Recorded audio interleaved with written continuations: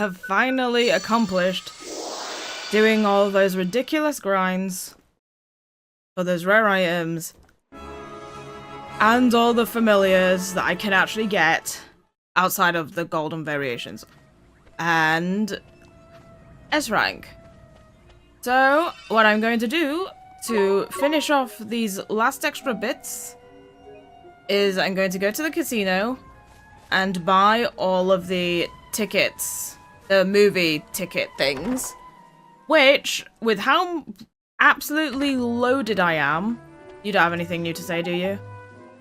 No, you're just like, there's the door to RIP room. So with how loaded I am, I should literally just be able to just buy all of these, hopefully?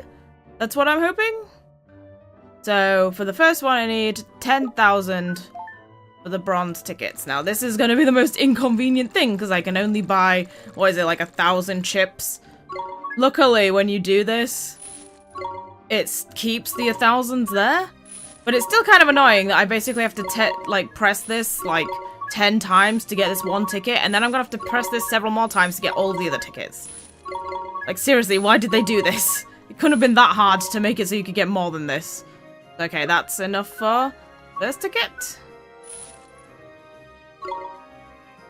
You can literally just buy these tickets as many times as you want. That seems kind of stupid. Okay, well, I'm just gonna do that first then. Okay, there we are. I have successfully bought all of the chips I need. And as you can see, I am still loaded. There we are. I got the other trophy, High Roller, which is the trophy you get for getting all of the movie tickets. So, actually, in terms of the trophies, there's 2 other trophies that I've not gotten, which normally I wouldn't trophy hunt, but it's like, it just so happened that I ended up with how many hours I've sunk into this game. I've ended up with, like, nearly getting them all. And the other 2, like, I know what they are and they shouldn't be too difficult, so I'm probably just going to go ahead and quickly get those as well. So here we are. These are the deluxe scenes from the movie tickets, which, you know, these are all the ones from in-game we've already seen. So I was hoping, because there's different tier of tickets, like, I'm kind of hoping that there's like some others that I've not seen before, because I really don't see what the point of like having different tier of tickets for tickets you've already seen would be. Oh, are these just... Oh, they're just the in-game cutscenes. Oh, is that all it is? Oh no. No, I'm disappointed. Don't tell me there's nothing in here. Oh, wait. Wait, what? Wait, what? Wait, there is new stuff in here. Oh, also, I'm surprised this thing never came up again. What the frig was with this? The Eye of the Storm, it's literally on the map of the Wizard's Companion, but you, like... I was half expecting you to find it at some point, you know, like in... Like, it's, like, very...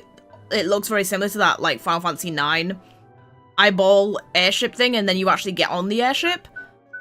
But nothing like that happened. It's like, what the frick happened to this? Like, we didn't even fight it or anything. Okay, so it seems like there's, like, extra stuff for this comedy duo. Because there's a big laugh, the original version, which I'm guessing is, like, the version we watched. A bigger laugh extended version. Is there actually, like, a whole actual skit of this comedy skit? Because that's amazing if that's the case. I want to see the whole thing. Yeah, man. I'll be the shopkeeper, see? And you, a zookeeper, right? And, all your animals have run away, and your wife's left you. Oh, yeah. Make it easy for me, right then. I'm not a flipping professional actor, am I, you div? Come on, man. Serious now. What do you want me to be? He's not a professional actor. He's a voice actor, Bobumtis. Can I just be my flipping self? Oh, no one wants to see that, man. I know you were game. Sorry, man. Didn't realize you were taking it so serious, like. Well, of course I'm taking it serious. And so should you be. Eh? Why? Because this was your flipping idea in the first place.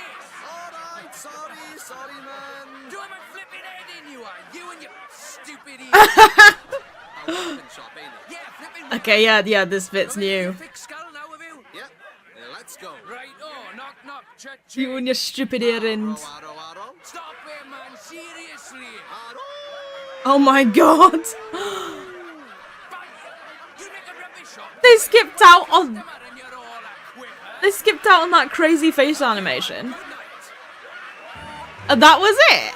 It was just that teeny tiny little bit at the end there. Huh. I was expecting it to be way longer. It was only literally that like one little bit. They were just like, okay, this is going on for too long. Oh my god, wait, is this gonna have English subtitles? Because then the jokes, are they gonna be completely different? Because obviously, like, it'll translate completely differently in Japanese versus in Welsh accented English. Forest Forest Elf Theatre left at Dorton. What the frick? いやいやいやいや、ほんまね、夢みたいですわな、これ。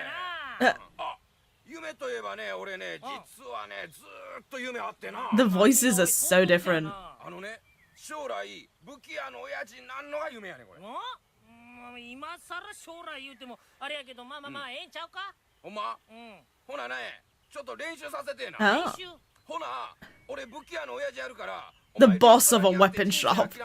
アメンボやって。できるかお前、なんか複雑やわお前。人生言うてんのにアメンボってなんやねん。わけわからへんから。何やったらええねん。アメンボやって。できへん言うて。 Oh my god, the freaking subtitles are too quick. They're speaking too fast. おまま嫌やわ。いや、ええがな。アメンボやったら。 Water Strider? What the frig? What are they talking about? もっとスラーっとしてるで。スラッとしてる。俺らはお前生まれた時からこの We're all a ball from at birth. What the frig? He was like, わかったわかった。 play the part of a water strider. So random. ガチャ。ここどこやねんお前。なんでなんか中身ないやないか。おっさんやかおっさんやないから武器屋の親父せえや。ら。武器屋の親父。どんどんガチャ。すいません。はい。ちょっといろいろ武器見せてほしいんですけど。ああ、それやったら隣やで。ややこしいな。親父や。そんなとこ間違いですよ。親父やってんねん俺は。違うね。武器屋のや。お前がやりたいんやろ。やってるよ。いやお前がやってる親父や。親父や。わかった。 sorry, sorry. Yes, yes, yes.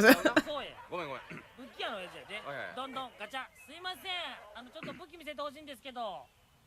武器ってどの武器ですか？いや、どの武器言われてもね、ちょっとなんか使いやすいのとか強そうなんとかそんな武器。私 Well, I は don't know. 正直わからないのです。いや、正直わからないです。 Me too. え、不器用なもんで。やかましいわ。不器用な親父やってる。いやいや、武器 I'm guessing that なってるけど。 part-time job was like some kind of Japanese pun. 武器屋の親父やろ。え？お前したんやろ、お前。不器用な親父やあ、ったらごめんごめんごめん。とそこそこの渋さいるやろ、お前。あおか、お前。 Come on, come on, come on, come 武器や。武器屋や。わかるやろがい。わかった。どんどんガチャ。武器や。いや、もうええわ、もう。 on. Voice jokes. どうもありがとう。 What is going on? See, we need no translate. That's really funny. I didn't understand at all, but the fact that I didn't understand made it funny. Swapped, and yep, that seems that's all. That's all it was. It was just those two scenes. Well, I mean, this lets you see like all the 2D animated stuff. There's actually quite a few of them. I know that like most of them are like literally like a minute long. But it's just because I remember seeing some people online being like, oh yeah, there's like hardly anything. And I'm like, really? I remember quite a few. Like on there's quite a few. Okay, so I got that. I'm glad that there was at least the one extended comedy scene. Because I would have been disappointed if it was like nothing, if there was nothing new. Okay, so now I've got that. So I was gonna say, I actually have two, in fact, can I show it? So you can see on here, if I sort by progress, I think is how you do it. Yeah, these are the ones, these are the three that I don't have. So obviously that one's just the one that you get for getting everything. I don't understand how this is a bronze trophy, 'cause this is difficult. So, and also I feel like that's not doesn't have a very good explanation, reaches its full potential. What it basically means is you have to max out the familiarity on a familiar, and also then max out all of the, like, ability points that maximum has. So, like, you get 50 maximum, like on here, see here, you get 50 maximum on the growth limit, when they're at maxed out familiarity. So Zappo here is the closest to getting that. Actually, I should put Esper back in battle because Zappo is going to need to be in battle.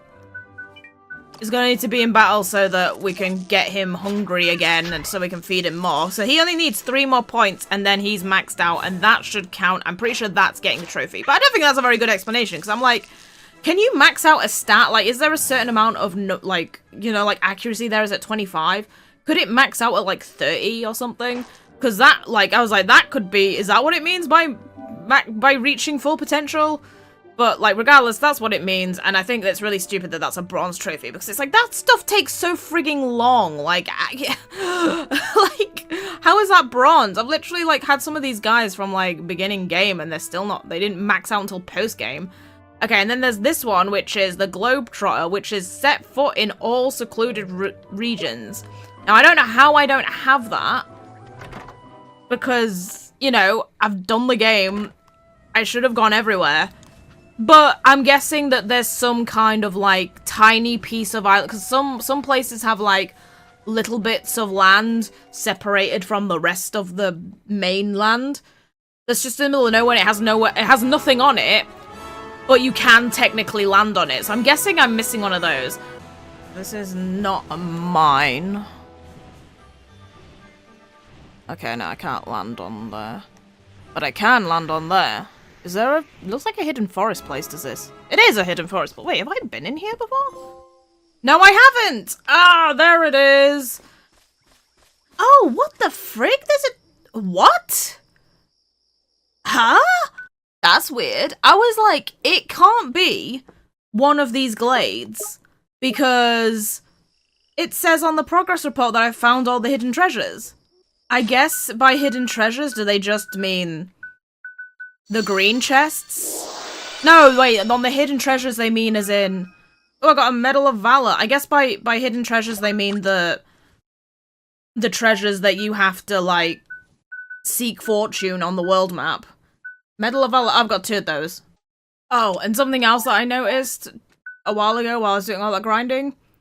Went through the trouble of getting Esfer's supposedly, yeah, best harp with the best magical attack, and then I didn't even put it on. So she's not been using it. Not that most of them use their frigging weapons most of the time anyway, since we're using familiars. But okay, here we are. This was the place I was missing. Stare. Frown. I don't know what he's trying to say, Mr. Drippy. Ah, but that's just it, Mon. He's not trying to say anything, is he? This fellow by ear has clearly taken a lifelong ascetic vow of silency. A vow? That's right, he doesn't need words to communicate. He's mastered an altogether deeper and more profounder mode of communication. They're spiritual, just imagine. I don't think you could ever do that yourself, Mr. Drippy. I talk. Oh, happy, joy, for a long, long time nobody come here. Too long, I forget how speaking... oh, Mr. Drippy's just making up crap. Mr. Drippy, you know that stuff about the vow of... crikey, it's getting proper dark, Ollie boy. Best be off we had. Come on now, chop chop. But. Oh, I missed this funny interaction for so long. He's not taking a vow of silence. He just, oh my god, wait, what? Oh yeah, no, that's right. He's not taking a vow of silence. He just shut up because he's on this tiny island all by himself. Okay, so like I literally could have. I thought I'd got all this stuff. But I hadn't. A dragon tusk, well, I mean, who knows, who knows how much earlier I could have gotten that, but, like, obviously, I've got 2 of them now. Yep, that's not very good by comparison to the equipment I have now. Okay, well, to be absolutely sure then, chart chests. Nope, no chests. Good. Okay, that progress report is so misleading. It's because, yeah, it's definitely what it means is, like, the seek fortune item. So this was where I was missing. This tiny island just outside of no longer a mine. So now I have the Globetrotter trophy, and the only trophy I'm missing now is the friggin' bronze trophy. Can you imagine? So ridiculous. But also, on top of that, there was another thing. Because, as we can see on the completion progress report, which, you know, isn't particularly the most helpful thing because it counts gold familiars under creature compendium, which I don't think it should because I have every single type of species, but golds count as a different thing, whatever. Okay, the other thing it says is my alchemy completion is at 96%, which, you know, is kind of frustrating considering I did all of the frigging rare items stuff. That's kind of insane, and if I go to all formulas, we can see, like, you know, that if you've got a picture, the item picture in the top left, that means that you made the thing. So you can see that I've made everything on here. So that means that I'm actually missing some recipes. So I'm guessing there must be some NPCs in places that if you talk to them, they must give you formulas. And I'm guessing that the formulas must not... Like, I don't think they'll be difficult to make formulas because those rare items were clearly going to be the most difficult formulas. So, I'm not gonna friggin' go around talking to every single NPC around hoping they give me a formula. I'm just gonna look up a list of, like, NPCs that give you formulas and figure out which ones are the ones I'm missing. Fresh fruits, vibrant vegetables, the very finest in the Summerlands. Gee, they sure do look delicious. Indeed they are. Only a bustling port blessed with fresh produce every day, I think. Now, I mean no disrespect, but are you feeling quite well? You look pale and a little gaunt. You are taking regular meals, I hope. Perhaps I should give you some fresh fruits to help put you back a spring back in your step. There's motherly. It's nice when someone spares a thought of your well-being, ain't it? Ah, I know what it is you require. Some recipes. Simple recipes to provide you with a hearty meal after a punishing day on the road. Okay, I apparently just never spoke to this lady on the boat. So, let's see, what did you give me? Oh my god, what the frig? I could have been making sandwiches this whole time? I mean, that's like a bunch of really easy stuff to make. That's funny. I literally could have had access to all of these sandwiches. I could, that would have been so much easier. Because, like, look at the ingredient. All these ingredients are probably just really easy. I was wondering about that, because I was like, I was buying a bunch of ingredients and, like, maxing them out and being like, I don't, like, have a lot to really, like, I'm not making anything with this. And the coffees as well. I could have done this instead of, I mean, I was loaded with money anyway, so I suppose it made more sense to be buying them regardless. Oh my god! Oh, I'm so upset. Okay. For the longest time, I was like, why is it that the one formula they haven't given you is like these, you know, easy, like the first stage frigging things. These first stage, like, it already counts as me having made them because I used the Wizard's Companion. Regardless, some of the stuff on here needed, like, stuff like this, and every time I'd have to look up in the Wizard's Companion to make it, and I was like, why don't they just give you the formula for this? It would be so much easier. It's just because I friggin' missed it. Ugh, that would have made my life so much easier if I'd known that was there. And also, I never got the answer for this. Like, there's literally, that guy, like, if metamorphs, like, what, 4 times or 5 times or something? Why is there so many planet drop candies and planet crystals when there's only that one thing to use them? Just... What is that about? Okay, I have one more to get. So there's another one somewhere that I've missed. Wait, am I missing a weapon for Swain? What the freak? Oh, I have Cad's... Oh, thank frog. Okay, this is what it is. This is what I'm missing. Right. Okay. Oh, okay. I think I've figured it out. Oh my god. I was so confused. I was like, have I missed something? Did I not... Like, the Cad's class you were supposed to get from Porco Rosso. And I was like, did I not get the item from the boss? Like, is it a drop that you can miss? But no, I have it there. I see. What's happened? Oh no, you know what's... Oh god, you know what's coming? I'm gonna frigging need more... Oh my god, these stupid rare items. I'm gonna need more. So what's happened is... Wait, is he not giving me the formula for it? I think this guy gave me the formula for the harp, right? Yeah, greetings, boy. Is that a Cad's class? Yes, this is what it is. It's because I didn't have the Cad's class before I spoke to this guy, so he didn't give me the formula for it.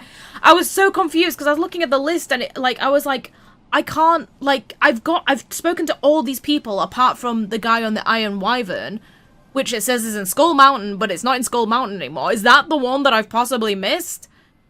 But then I was, like, looking at, like, I was like, I know, I'll look at, like, a list of every single formula and see which one I haven't made, and maybe I can make it without the formula and that'll count. And then I saw Cad's cannon as, like, Wayne's weapon, and I was like, wait a minute, I don't have that! Is that Cad's clasp? I guess it is? Do you know what it does, sir? Yeah, I do indeed, though I've never seen one before. Well, I suppose I'd better give you this. It looks like you'll be needing it.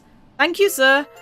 Oh, thank frig. I don't think do I even need to, does it count to make it? Yes, I need to actually make it. I was like, can I just have the formula and that's it? I have enough frigging trolls to- Oh, thank frig, I have enough of everything to make it.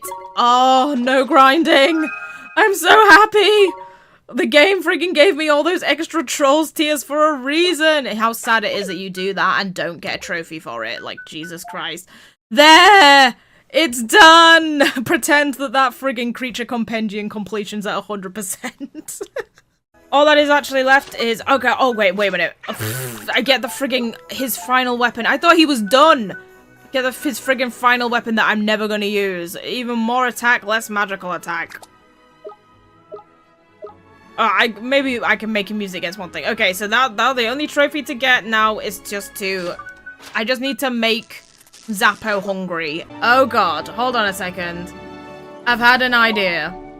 Oh, I mean, if this works the way that I think it does... I should have actually... whatever, I should have picked that frigging... It's fine. Whatever. If this works the way it does, I might actually end up getting 100% on that. Because if it works the way that I think it does, I don't actually... Like, I have the living dex. I don't actually have to get... Like, I just have to evolve these guys. Okay, I'm being daft, because, like... So all I really need to do is get keep Zappo hungry so that I can maximize his ability points.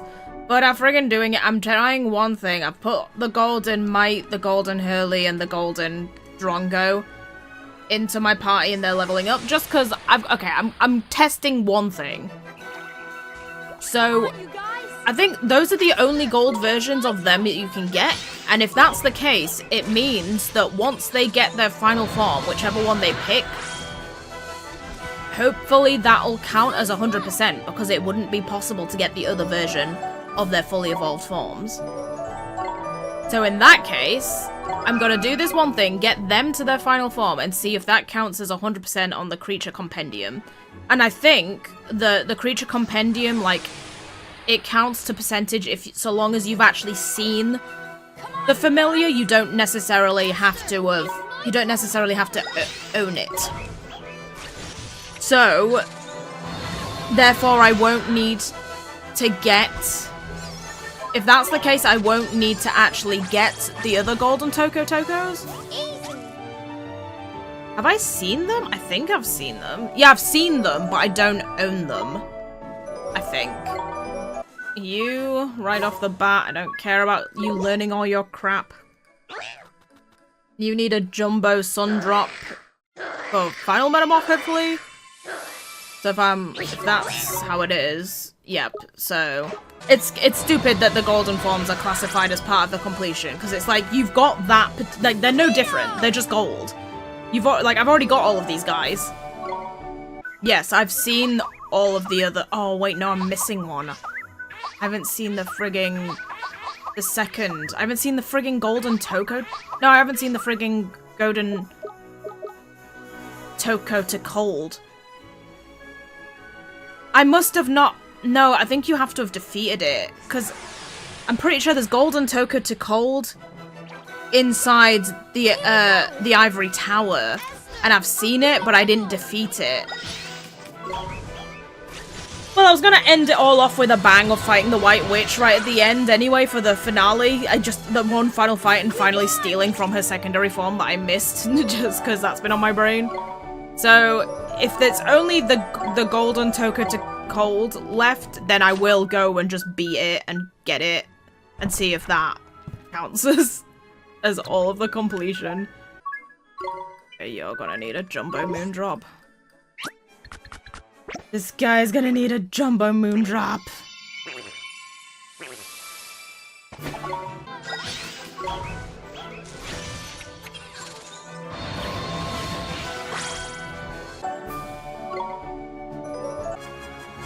Ah, oh well, that was handy. I got into a battle that dropped a jumbo moon drop, and then that gave me a jumbo moon drop on the first save scum, so very useful. So is that just you? You don't. Okay, that one's star. Thank frig. So that's all I need. I have all the metamorph items. Metamorph this guy, and actually I've got down to 10 star drops, which is, you know, quite low considering.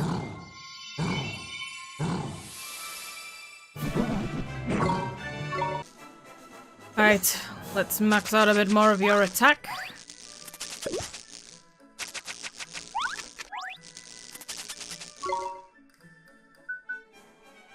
Eat the big one. There we are! Oh, wait, pedigree breeder. Oh, yeah, that's the one. Oh, right, because that... I was confused then. Yay, there we are! I've gotten all the trophies! I was confused then. I was like, wait, what? I haven't got hit the growth limits, the trophies being early again, because that maxed out attack cake maxed out the growth limit, and there we are. Zappo is at maximum potential. The only one. Congratulations, Zappo. I am so proud of you. Does he still eat, though? Yeah, you can feed it. Yeah, you can still make him eat, but it just won't do anything. There we are, maxed out with 9 more to attack, 3 more to defense, 13 more to magical attack, and 25 to accuracy. I have officially gotten all of the trophies for Ni no Kuni. Now, let's just see what we can do with this creature compendium, because I just can't let it go! Just go. You know what? Screw it. Instead of looking for Tokos here, I'm just gonna literally go straight to the... Oh yeah, I've gotta go to the Iron Wyvern. Let's go straight to the frigging Ivory Tower. I'm pretty sure these... I remember these Toko to Colds being... Like, they're like right near... They're close to the final confrontation area. Like one of the hallways near the final confrontation area. Went out to me. Look at it, actually, look at the frigging, look how chonky his gun is. It's like double barreled, so frigging chonky. Yeah, just use it. Shoot. Shoot your gun. 86 damage. Yeah, like, what even is the point when we've got familiars hitting way more than that? A trick shot. How about, what's the one that, like, most vulnerable shot? Sure shot. Let's try that one. Okay, 232 is a lot better. You gotta use an ability to hit better. I actually really like the color of that gun. Purple and blue and gold, that is some great combinations of colors there. And really fat. Esper, let's see the damage you do. Anthem, come on, I want to see your strength. Show us your power, Esper. Okay. It's alright. It's not that amazing.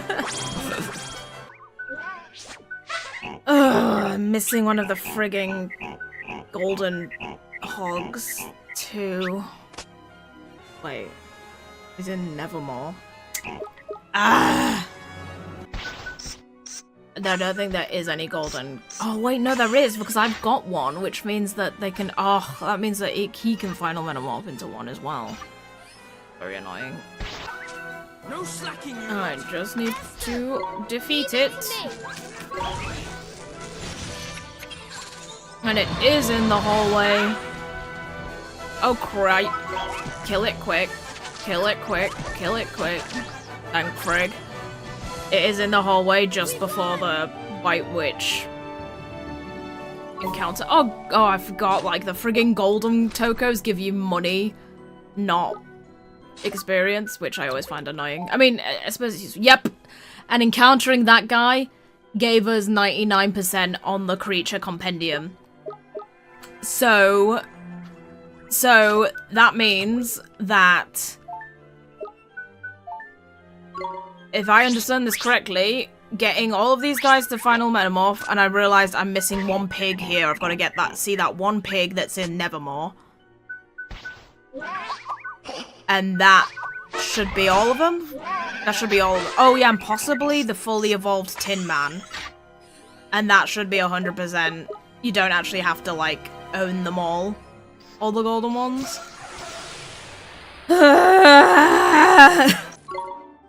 Right, I'm at the lowest gold I've been at for a while because for some reason the most expensive ticket to buy in here is the frigging ticket for the Tin Man.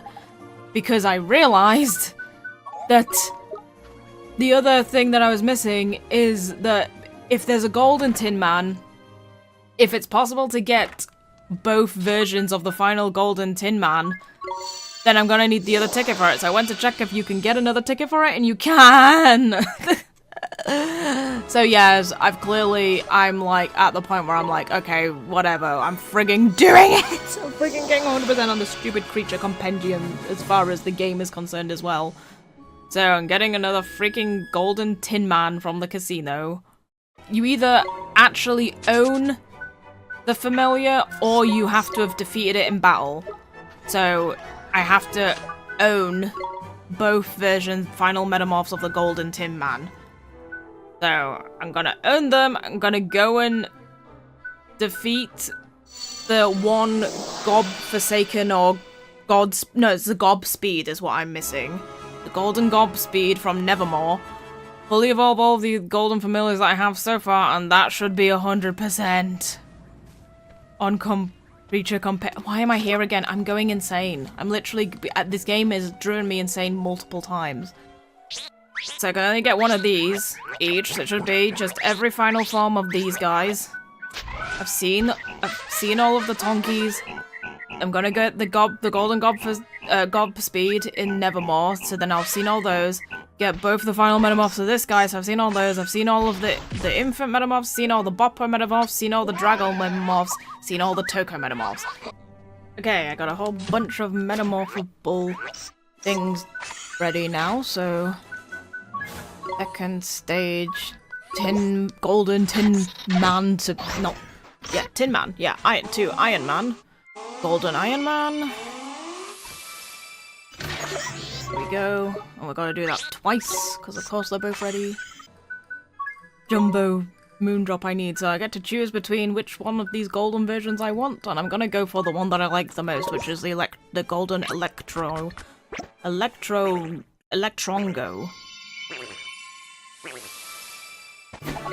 Yeah. Oh, wait. Wait, is that the guy?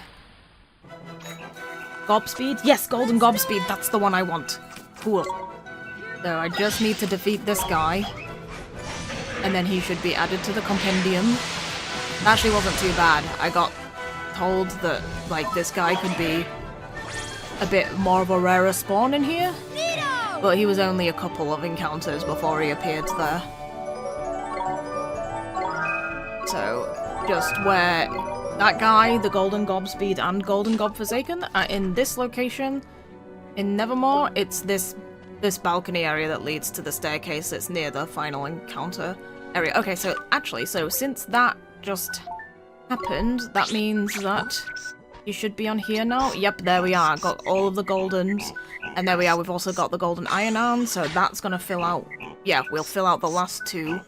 It's just grinding now. Simple, pure grinding. Oh, and that's... Ooh, that's my final Jumbo Star Drop as well. Sun Drop, rather. Have I got quite a few Star Drops left? I do. Have I literally just got enough for all of the remaining ones? Is that seriously how it's gonna end? It's seriously gonna end with me having, like, just enough for all? Okay, so Snazzy the Golden Mighty is ready. Which one of these do I like more? I think I'm gonna choose the Golden Mermite just because I like that it actually looks a lot more different. I feel like the other one, the other golden version, kind of looks a bit too similar to Mighty all around. There we are, got the Golden Mermite. A Gelder. It's quite good that I managed to name all these guys, these last remaining guys, different names, completely unique names. You are also ready. Honestly, I think I prefer, although color-wise this one looks a bit more different, I prefer, obviously you can't see the color in golden, I prefer the two large spikes on the top of the head of Hercules, and also the name, I like the name Hercules more. So that's what you're doing for your final metamorph. Golden Hercules. Right, I have the final 2 star drops for these final 2, and the ironic thing is that, like, outside of the planet drops, of course, which only go for 1 familiar, I will officially, like, these are supposed to be the last metamorphs I should ever do, and these are, like, the last remaining of each different type of jumbo drop that I have to do, so it's almost like it was meant to be. So there's the Beam Man, and then the other one's the Steam Man. Golden Steam Man, Golden Beam Man. And this, if I have understood correctly, that should be the Creature Compendium 100%. Oh, I've gone on the wrong thing. And it is! I have actually done it! I now officially have, I don't have to say 100%, like, as I have dictated it. It is now 100% as the game itself also dictates it. Still, I can't, like, still, honestly, still kind of misleading this, because it doesn't include, like, all the chests, but I'm pretty sure I got all the chests, all the green, like, I suppose it's because in here, this is where that shows you if you've got all of the chests, and that's all 100% as well. But it doesn't show you, like, really there should be another thing that shows you all the chests in, like, the glade areas, because I think you could have technically missed some of those and it would still show 100% completion on everything. But regardless, I have everything. And basically what I'm going to do is I'm going to read, like, any extra pieces of information that I find interesting that are in here. And the Wizard's Companion. Oh my god, what the frick?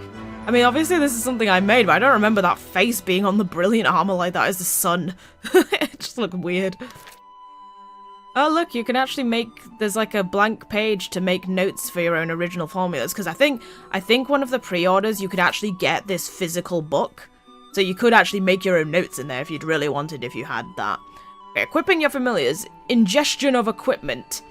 Familiars do not use equipment in the same way humans do. They do not wield our weapons, wear our armor, or sport our jewelry. Instead, they swallow— wait, what? They swallow such items whole, absorbing their power and enhancing their own natural abilities. Ingesting a sword, for example, will improve a familiar's offensive capabilities, while ingesting a shield will boost their defense. Oh my god, I had no idea that's how— that explains why, like, you put all of these weapons on them and it doesn't change their appearance. Because I was like, I'm pretty sure at some point I was like, oh, it'd be cool if, like, you know, you equip a shield on them, and that the shield of, like, Mighty, for example, actually changed to that. But it's not, it's because they actually eat the thing you give them. What the frig? And I guess they just, like, blurp it out when you want to replace it. Lest you wonder, familiars enclose equipment in a transparent bubble prior to ingesting it, thereby keeping their innards safe, and the items clean and ready for— yep, they can blurp it out when they don't want it anymore. Ready for retrieval, a moment's notice. Rest assured that familiars have no qualms about ingesting an item that has already been swallowed by another creature. Ugh. Types and tastes. These types of equipment are used by familiars, weapons, armor, and accessories. Each equipment type is wrapped in a different colored bubble when swallowed. Weapons are enclosed in red bubbles, armor is enclosed in blue bubbles, and accessories are enclosed in green bubbles. That's really funny that they explain this when it's like, you don't ever actually see this in the game. A familiar's taste will dictate which familiar they use, and they will stubbornly refuse to swallow items that are not to their liking. There is no cause to worry, however, since familiars will only tolerate equipment with which they are comfortable. You may rest assured that anything they do not ingest will have a positive effect. Anything they do ingest will have a positive effect on one sort or another of their abilities. So, like, that's why you can't equip any old thing to them, because it's, like, literally what they like the taste of.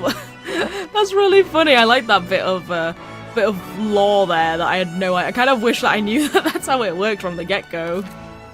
The Quartermaster's Store.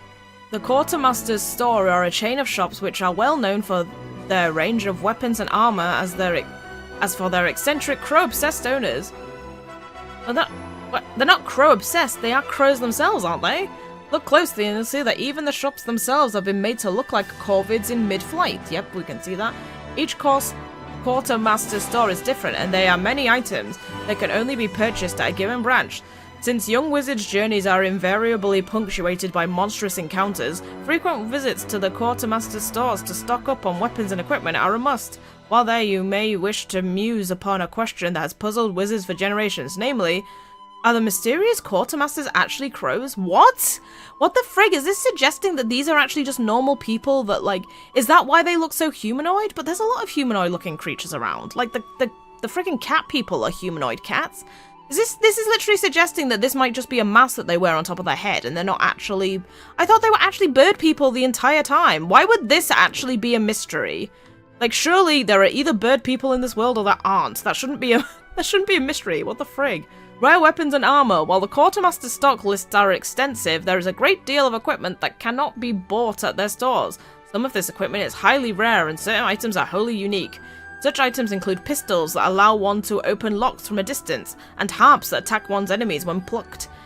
Should you be fortunate enough to come across such rare items, do not be afraid to use them on the field of battle. A wizard has nothing to fear from material objects. Provisions. Somebody said that the reason why, because I was like, why is it at the beginning there's like that whole blurb and like all of the words are like spelt wrong, because I thought it was a code and it wasn't a code at all. Apparently it's like some kind of like, I don't know if it's like some kind of oldie kind of English sort of thing. Something like that. Like it's like basically because the language is old. Not because it's not because it's a secret code. A well-provided wizard can, in times of direst need, be helped onto his fellow man, his every wish exceed. It's funny how, like, even when you find these ingredients, they still don't tell you where it is. I think that's a bit crappy. Like, I think once you've, like, actually found one of these items, it should tell you, like, where you got it. Unless it's, like, obviously a wholly unique item that you can't get anymore, it should tell you where it's from. Oh my god, look! The Drongo and the what's it called? Like, Hadley Wink or something. I wonder if that was like their actual favourite treats. Is that what their favourites are? I don't remember. Gems and drops. Gems are fed to familiars in the same way as other treats, but instead of improving natural attributes, they enable them to learn tricks. Oh, so this is the list of all the tricks you can get? I honestly didn't find these particularly useful at all. I don't know, I just don't think the moves are... I don't think there's enough variety in the moves. Drops are items that familiars consume in order to metamorph. When your familiar is ready to metamorph, feed it a drop just to see what any other treat. Familiars become more powerful when they metamorphose. So be sure to give them a drop as soon as you have the opportunity. Oh, this one literally tells you to do it as soon as you can. Bear in mind, however, that familiars must be given the appropriate drop for their sign, which is something I was always conflicted about, because I was like, they can still level up even when they're like metamorphosable. So like, is there like any benefit to just keeping them? And I think that for some of them there would be, because some of them, like, they reach maximum level, like, it's not, like, quite early.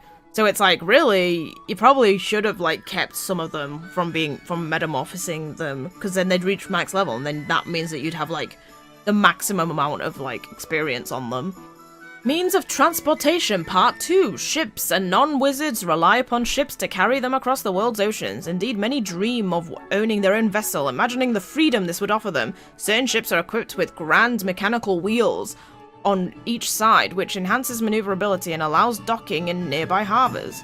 Flying boats, mainly used by the fishermen of Castaway Cove. Flying boats have two wide wings that allow them to skip along the surface of the water like a flying fish. The sight of two flying boats skipping alongside each other, travelling a net between them, is truly something to behold. What the frig? It's not enough just to have a little boat to fish, they actually, like, friggin' skip along the water's surface? I never saw that. Porco Grosso. Oh, why is he there? He's not a mode of transportation, surely. The latest rumours emanating from the factories of Hamelin surround a battle tank known as Porco Grosso. This leaked image depicting the tank's designer, the Porco's twin, standing next to their creation, is the only evidence of its existence. The Porco Grosso is believed to be capable of scaling vertical walls and attacking an entire battalion of enemy troops with a single volley. I don't know how this thing could possibly scale a wall. It does not look very maneuverable. I mean, I suppose it is quite maneuverable. Like, it was zooming around everywhere, but still. I was like, I wonder if I'm going to see the face of who made it, but actually they're in their little pig masks. I like how it says this leaked image and it's a drawing. Leaked image makes it sound like it's going to be a photograph. The Hootique! Oh god, this... Ugh! She's so scary. You know what she reminds me of, actually? I don't remember the name of, like, the artist, but basically it's, like, the guy who, like, does the art for, like, The Snowman. Like, British short. And also did, like, When the Wind Blows, which is that, like, quite horrifying... Two old people try to survive the nuclear apocalypse and fail. That animation, like, that's what that looks like. It looks like them. Run by kind-hearted shopkeepers known as hootenannies, boutiques stock all manner of useful provisions. Should you want for something restorative or materials for your cauldron, you would be wise to seek one out. Boutiques are found in several towns and villages, and traveling wizards would do well to visit them whenever the opportunity arises. Though every boutique has a slightly different stock list, they all carry an adequate supply of the essentials. You're advised to purchase plenty of bread and coffee every time you visit. You would not want to run out in the heat of battle after all. Yeah, but they don't do the strongest stuff. It's kind of annoying that, like, the best stuff you can't, like, purchase. Types of treasures. I guess because you can make them in your alchemy if you really want to. Treasure chests are to be found in all sorts of locations, from bustling city squares to dark and dingy caverns. Ordinary treasure chests are red, but you will doubtlessly come across various other colours. Blue chests require a magic spell to open them, while green chests can only be opened with a special gun. Oh, so it's not just that the green chests are just placed in places where you can't reach them without the gun, it's that they literally can't be opened without that gun. Be aware that many treasure chests are rather well hidden and that finding them may require some research. You may be certain, however, that great rewards await those who are willing to make the effort. A life lesson if there ever was one. I like how there's no explanation as to why there's chests everywhere. I would have expected that from this. Creatures and familiars. Though the world be rife with creatures fell, against which man must contend, the wizard knoweth all too well a beast may prove a friend. Familiars and other creatures. Your journey as a wizard will inevitably bring you into contact with all manner of magical creatures, which most will present an obstacle to your progress. Others may yet become your familiars, stalwart companions that will accompany you on your travels and aid you in battle. This chapter introduces many of the most common creatures and provides direction on how they may be persuaded to become your familiar, which is just pure luck. What is a familiar? Creatures are sentient beings that are born from the hearts of living things. There are many different species in the world, certain of which can usefully be employed by wizards as familiars. Since familiars are often born from human hearts, many think that all familiars are created in this way. This is not the case, however. Most creatures can become familiars irrespective of their province. Oh, so like a familiar isn't just like these creatures that are born from the world, it's like any kind of creature can become a familiar, regardless of its origin. So oh, that's... Okay, I thought that all the, like, you know, creatures born from the land were all familiars. They were the only thing that were familiars. But I guess it's saying, like, for example, like, the wolf, like, he's not a familiar. He's, like, some kind of specific beast, but he could become a familiar, technically. Well, that's interesting. Anything with a heart, in the sense of a soul or a spirit, can give rise to a creature, including animals, plants, stars, and even certain man-made objects. This is, like, ultimate Japanese lore, which is like, literally anything can be a god. Anything can come to life. Note that while creatures not born of humans are considered wild, this does not preclude them from becoming familiars. It is simply a matter of approaching them in the correct manner. The most important step in making a creature your familiar is giving it a name. Naming creates a bond between wizards and creatures, and once you have formed this bond with a creature, it will willingly take up residence in your cage and become your familiar. I will willingly be caged by you. What the frig is that? I never saw this thing anywhere. Weird golem thing with hat. Key points. Creatures are born from the hearts of living things. All living things are capable of producing creatures. Serenading and naming creatures makes them your familiar, allowing them to be kept in your creature cage. Serenading. Serenading refers to the act of playing music to a creature in a bid to persuade it to become your familiar. Those in possession of a spirit harp should try serenading any creature that appears to be receptive, since such creatures will invariably agree to become familiars at the conclusion of a suitable song. It's a shame you don't get to choose different songs, but I suppose that would have just made it more complicated and annoying. Note that some creatures are more reticent than others and may refuse to listen to your overtures. All creatures are more receptive to a powerful wizard than than feeble ones. However, so treat them to a taste of your magical power and they may eventually be convinced to take notice. Beat them to submission. In practice, this usually means besting a creature on the battlefield. Further proof, if there are any needed, that while the true wizard should ever petition for peace, he should also be versed in the ways of war. Familiar retreat. While the creature cage provides a convenient way for wizards to carry familiars around, its capacity is unfortunately limited. Should you require more familiars than the cage will comfortably accommodate, some will have to be left in the care of the familiar retreat. The retreat can be accessed from most towns as well as several other locations. Note that the retreat is no mere hole in the ground. It is magically connected to another dimension and has been known to facilitate some rather unexpected encounters. Oh, I wonder what that means. He looks really creepy in that picture. Like, he looks cute and, like, friendly when you see him in real life, but that picture makes him look kind of like some kind of ghoul coming out from the sewers. Once a familiar has been acquired, it is imperative that it is immediately housed in the creature cage. Don't worry if it seems to be too big. Familiars are capable of shrinking temporarily in order to fit inside. Pokemon! Really, I feel like the cage should be the magical thing that shrinks the thing, not the creature itself. The creature cage offers a stimulating environment in which your familiars can train and relax. It is also a fine place to lavish affection upon them. Sages agree that showing warmth to one's familiars has a positive effect on their development, so do not be afraid to give them a treat or two. I love this picture. That's adorable. It's giving this little bopper a little treaty. It's literally like mommy bird feeding baby. A single glance at the familiars in your cage should make it clear that the various species are all very different.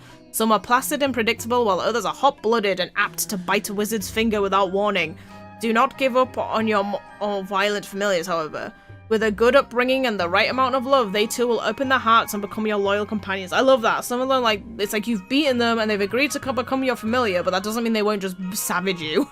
Anyway, metamorphosis. As your familiars gain battle experience, they will start to learn various tricks. There are many different tricks, and the ones that can be learned will vary from familiar to familiar. Once a familiar has acquired a certain amount of battle experience, it may be prompted to metamorphose into a more advanced creature, one quite different in both appearance and ability, via the administering of a special drop.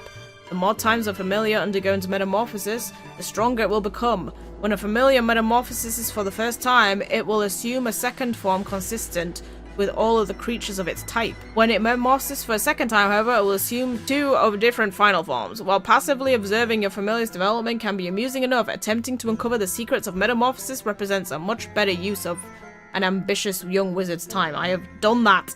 I made a living dex from this stuff. Oh, it actually freaking shows you this freaking super bat thing in here. I loved how the wombat looks very mischievous there.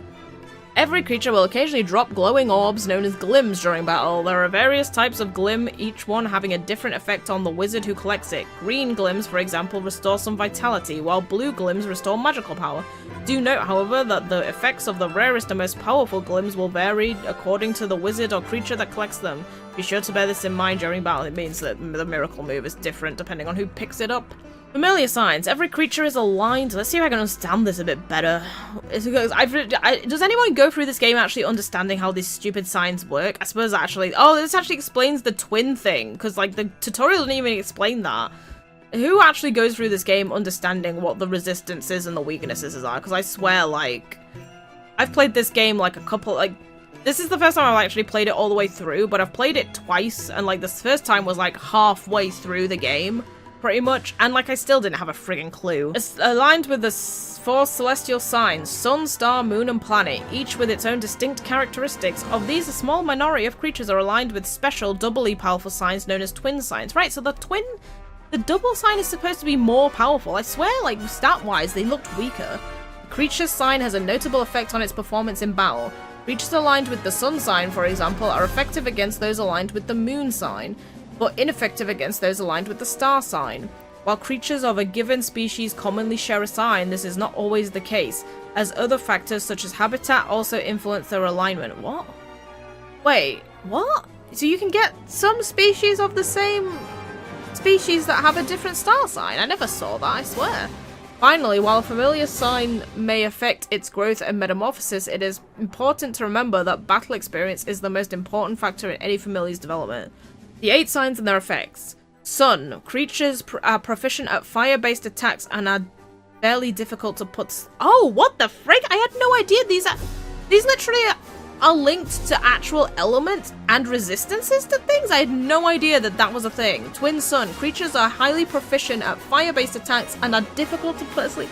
Wait, what does that mean? Do they learn different moves? Is the fire attack more powerful? I'm so confused. Star. Creatures are proficient at storm-based attacks and are somewhat resistant to poison. Oh. Twin Star. Creatures are highly proficient to storm damage and are resistant to... The thing is that's, again, it's not intuitive because you would never... You're not going to look at a star sign and think resistant to poison, you know? There's, like, no connection in your brain to those things. Moon. Creatures are proficient at water-based attacks and are fairly difficult to confuse. Like, what's it got to do with Moon being difficult to confuse? Twin Move. Creatures are highly proficient at water-based attacks and are difficult to confuse. Planet. Creatures develop more quickly than those born under other signs, except there's only one of them. Twin Planet. Like, is Twin Planet even a thing that exists? Like, how would you ever get that? There's one of these creatures that has this sign. Creatures develop much more quickly than others born in other signs, and that's their only, like, thing, is that they develop quickly. Oh yeah, what the frig is Planet? Was Planet just good against everything? I guess, based on that, it looks like Planet is just good against everything. The light of the sun will outshine the moon. The glow of the moon will put stars in shade. They're really trying to hammer home, like, how these things are good or less good than others, but that's kind of stretching it, I think. How is the glow of the moon putting stars? I don't think the moon's glow has any effect on the stars, to be honest, but sure. The glamour of the stars will cause sun to swoon. It's literally like, the stars are pretty, so therefore sun is weak against it. When two combined, their strength sum is made. The once ringed planet stands apart from the three, while the twice-ringed planet rules as king. Before it, sun, moon, and stars bend their knee, yet it holds no sway on its one-ringed sibling. Whatever. The, like, double planet doesn't affect normal planet at all. Wild monsters. The world is home to all sorts of awe-inspiring monsters, from fire-breathing dragons to towering giants. A wizard would do well to learn all that he can about such things, since even a cursory understanding of their habits can make all the difference in the event of an unexpected encounter. Note, however, that monsters do not remain the same for long. They are growing and evolving with every day that passes, and a tome such as this one cannot hope to contain exhaustive information on all extant varieties. That said, having absorbed the information contained herein, a true wizard should be able to deal with a new strain without further need to consult a textbook.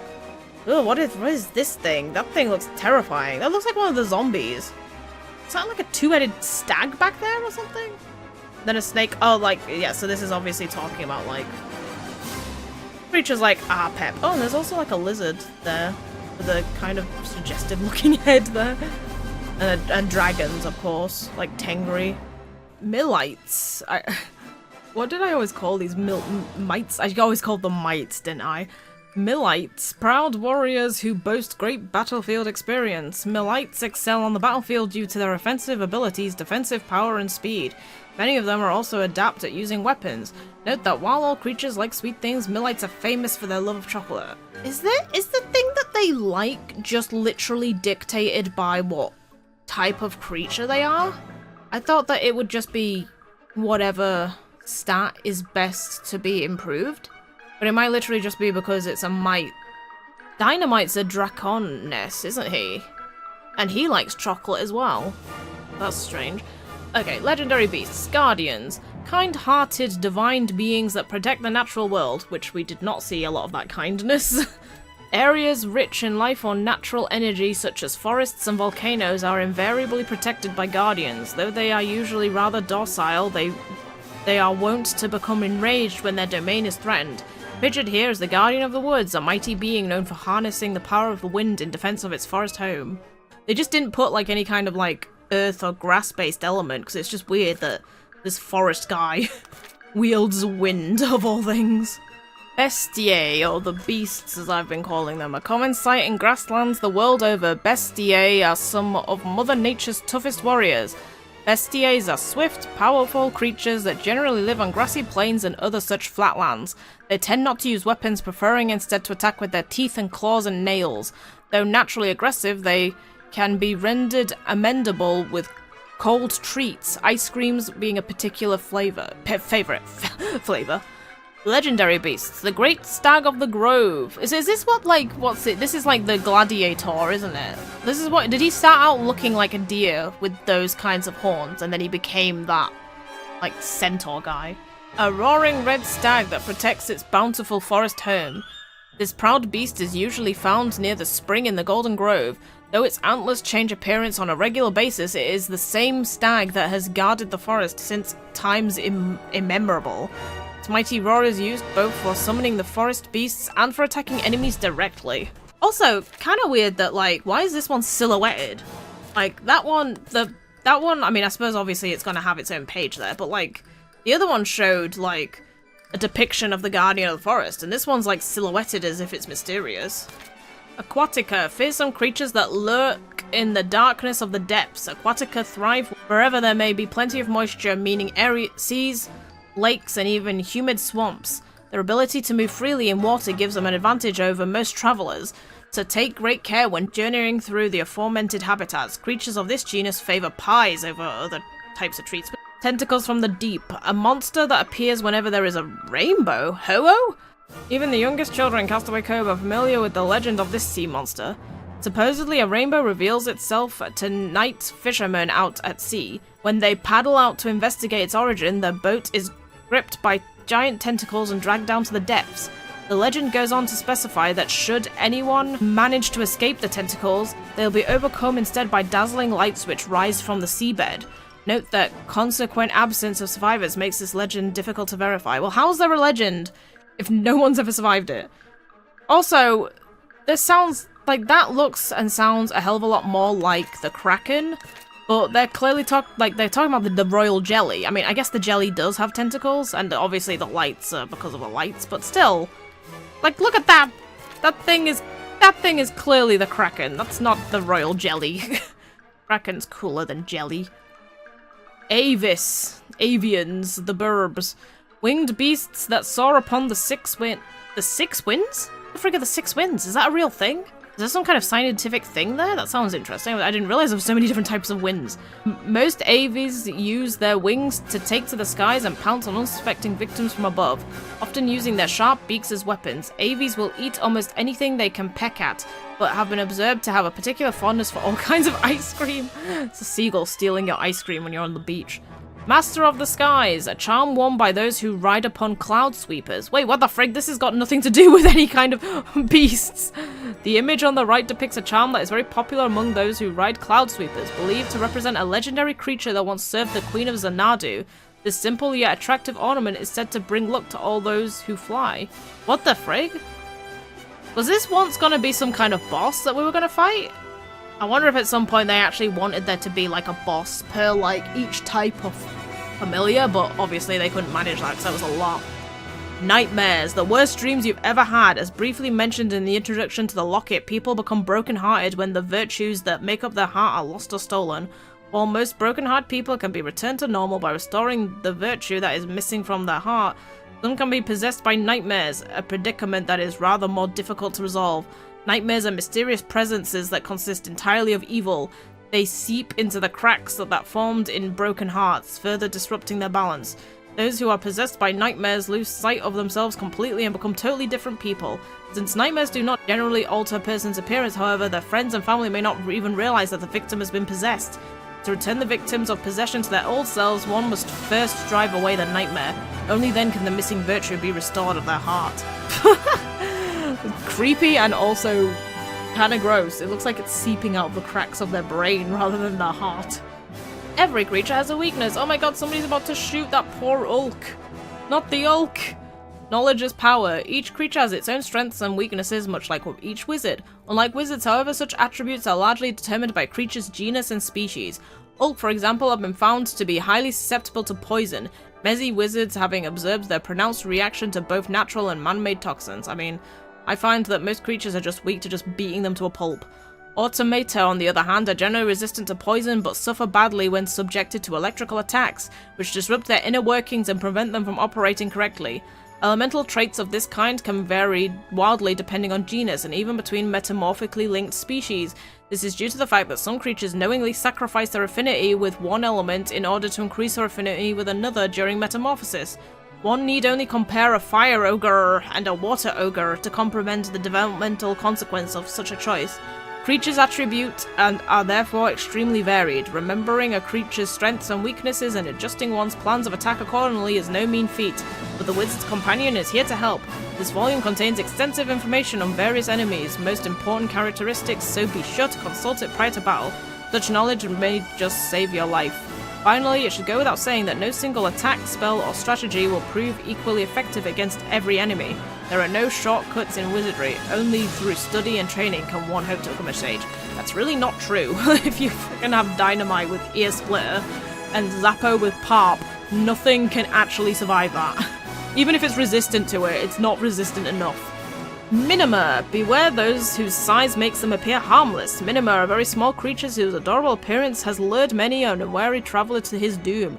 They are very fond of freshly baked... Wait, you guys like pies as well? And I've never known to turn one down as a treat. Is Hickory Dock technically a Minima because it's a mouse? No rivalry in the natural kingdom is as great as the one that exists between mice and cats, though cats' superior size and strength have always given them the upper hand. One mouse king's fleet feet and quick wits have caused untold torment to his feline foes.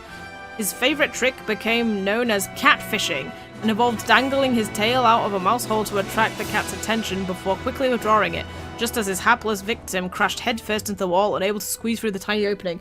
I like how that is considered, like, rivalry. It's like the cat is literally trying to eat him. Justice for the mice! Automata, the robots, sentient creatures born from products of man ingenuity. Since the creation of the first rudimentary tool, humans' ingenuity has driven civilization forward, resulting at length in the complex machines we see today. That certain of these machines should become sentient, however, arose not from human design, but from life found in all things. Despite their mechanical nature, automata have appetites just like every other creature and are known to be fond of such treats such as flans. A moving monument. The large statue is found in the Temple of Trials, an ancient structure that lies to the north of the Shimmering Sands. Though it appears to be an ordinary monument, there are persistent rumors that it moves around during the night. Indeed, many wizards in training have reported seeing it, and its eyes ablaze in darkness, speculating silently with its four limbs. They're talking about the, yeah, he's called... I never noticed that. This guy is a frigging automata? I never would have guessed that. I mean, I guess the movements are kind of mechanical, but he doesn't really look like a robot at all. Flora, all these plant creatures. Creatures born from verdant plants. Flora are creatures born from grasses, trees, or fruits. Any type of plant life, in other words. They are therefore mostly found in forests and other areas of abundant vegetation. Flora are known to favour treats that are easy to eat, such as flans. Giant greater than a mountain. Legend has it that a gargantuan fire-breathing monster prowls the summit of Old Smoky. Obtaining accurate information about this beast has been made difficult by its inhospitable habitat. Reaching the top of Old Smoky involves countless perils and is not for the faint of heart.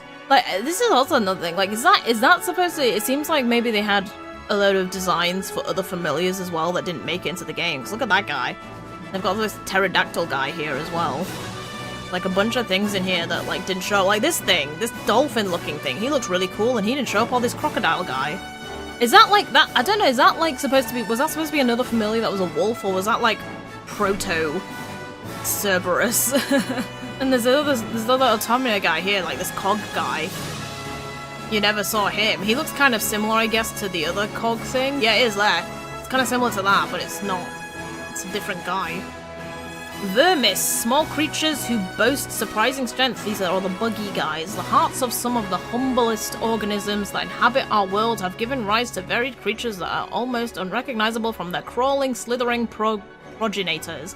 Though they look rather feeble at first glance, vermis are capable of causing a great deal of damage, being variously blessed with fangs, claws, and stings. They are known to favor treats that look as spectacular as they taste, sundaes, for example. They're like sweet things that also look crazy. A great serpent of the desert, an expanse of quicksand from which there is no escape. Every wizard who travels across the shimmering sands has heard the rumors considering the hellish swirl of quicksand somewhere out in the desert. Oh wait, this isn't even about... What is this about Apep? It's talking about serpent. Capable of sucking a man into its depths in a mere seconds, all that remains are those who are swallowed by a faint snake-like trail known to locals as the Great Serpent of the Desert. Which there were like quicksandy parts in Alma Moon, but like you couldn't do anything with them. Nymphae, these are the fairy guys, small creatures who long for nothing more than a quiet life at one with nature. Nymphae are extremely elusive, and most non-wizards do not even believe that they exist. Once one starts to look, however, they can be found in the most unexpected of places. Should you chance to meet one, be sure to offer it some cake. The Lost Hound, a legend from the frozen north. The people of Yule tell the story of a little boy from the village who disappeared while searching for his beloved dog. According to the legend, the boy became hopelessly lost in an icy cavern and still roams the labyrinth depths to this day, endlessly seeking his missing pet. For a minute I was like, is the hound supposed to be like Ceroriborius? There was nothing about a ghost child wandering around that area, so that's weird. No, I haven't read about Ceroriborius. I'm sorry, good doggo, I missed you out. The loyal hound of the Wizard King, Ceroriborius, is famed both for his mastery of ice magic and its preternatural fleetness of foot. Its overwhelming physical power, meanwhile, goes almost unmatched. Only the most foolhardy of wizards would willingly face such a foe. Was the Wizard King the one who lost his dog and went looking for him? But, like, he didn't die in a blizzard. It just seems like a random tale. I guess it is just kind of supposed to be fairy tales of this land. It's not necessarily true. I would have expected, like, a ghost child or something wandering around, like, the Glittering Grotto in that case or something. Draconis, fearsome creatures who have ruled over land and sky since the dawn of time. These are the dragons. The proud creatures of the Draconis genus have endured for millennia. As a result of their extraordinary resilience, they are blessed with sharp fangs, long talons, and broad wings, all of which can be brought to bear during battle. Still more impressively, many are equally comfortable on land and in air. Should one wish to befriend such a creature, a gift of hard, chewy treats such as chocolate might help break the ice. Oh, so even the Dracon... maybe it's like every creature... Maybe it is actually that every creature, like, likes a specific tree and it's nothing to do with what their, like, affinity to their stats are, which seems a bit disappointing. So, like, does every Draconis just like chocolate and every Mite also likes chocolate and every fairy likes, whatever, cake or whatever? It's... Yeah, that seems a bit weird, because, like, surely not every dragon is, like, best at physical attack.